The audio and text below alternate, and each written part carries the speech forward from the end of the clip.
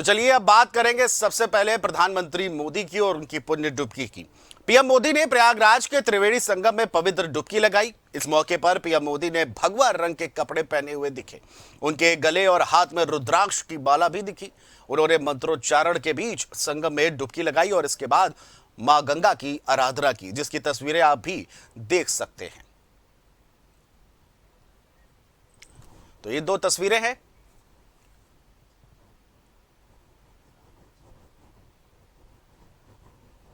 तो आपको बता दें, दो तस्वीरें। पहली तस्वीर आस्था की डुबकी लगाई और दूसरी तस्वीर मां गंगा की आराधना की।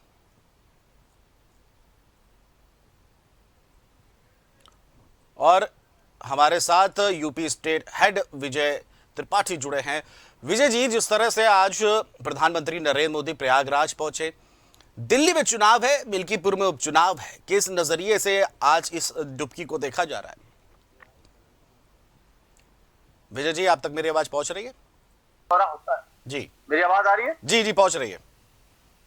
देखिए, सबसे बड़ी बात यह है कि प्रधानमंत्री का जब भी यूपी में दौरा होता है तो कोई ना कोई राजनीतिक संदेश जरूर होता है, चाहे विकास की योजनाओं को लेकर आम आदमी से जोड़ने की बात हो, चाहे राजनीतिक तौर पर किसी दल को संदेश देने की कोशिश हो।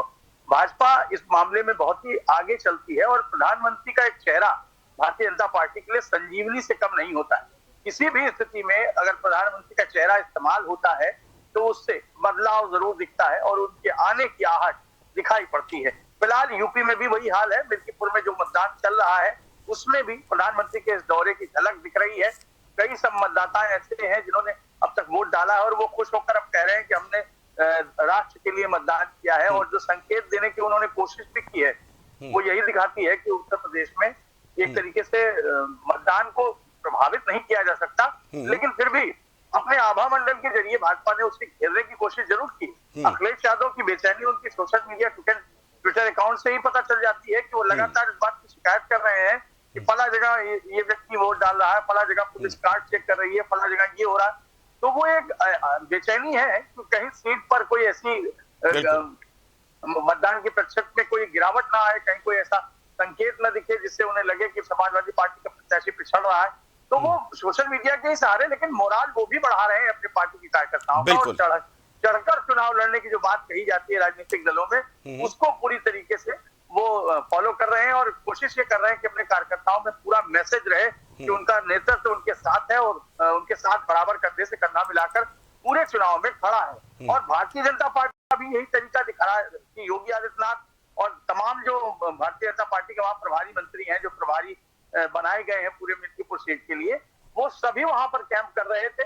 कल देर शाम तक उन्होंने अपने अपने आसपास के जिलों में बॉर्डर पर उन्होंने वहां पर उसने शरण ले ली है, क्योंकि उस जिले में उस दिन उनको नहीं रहना है। लेकिन फिर भी चुनाव की जो प्रक्रिया है वो अभी जारी है और मतदान एक ऐसे पोजीशन में है कि अगर 30% तक मतदान सुबह 11 बजे तक हुआ है तो जाहिर सी बात है 1 बज रहा है, अब लगभग 40 से के आसपास मतदान पहुंचना चाहिए, जो कि कम से कम एवरेज माना जाता है कि कम से कम दिन में बहुत कम लोग निकलते हैं मतदान के लिए, लेकिन फिर भी 10% तो बढ़ाकर मानना ही पड़ेगा। और ये अभी तक जो जानकारी है हमारे पास वो लगभग 40% के आसपास ही है। और में दिखाई ये पड़ रहा है कि भारतीय जनता पार्टी अपने पक्ष में माहौल बनाने की जो तैयारियां कर रही थी उसका कुछ फायदा उसे दिख ही रहा है। और समाजवादी पार्टी की छटपटाहट जो शुरू से दिख रही थी कि निर्वाचन आयोग के अधिकारियों पर वो आरोप लगा रहे थे, उनके खिलाफ पत्र दे रहे थे, वो अब भी लगातार बना हुआ है। तो जाहिर सी बात है ये अपने आप में एक बड़ी बात है कि क्या वाकई समाजवादी पार्टी को ये लगने लगा है कि मतदान उनके पक्ष में नहीं हो रहा है, या फिर भाजपा उत्साहित है कि अगर हमारे पक्ष में माहौल बन रहा है तो शांतिपूर्ण तरीके से मतदान चलने देना चाहिए।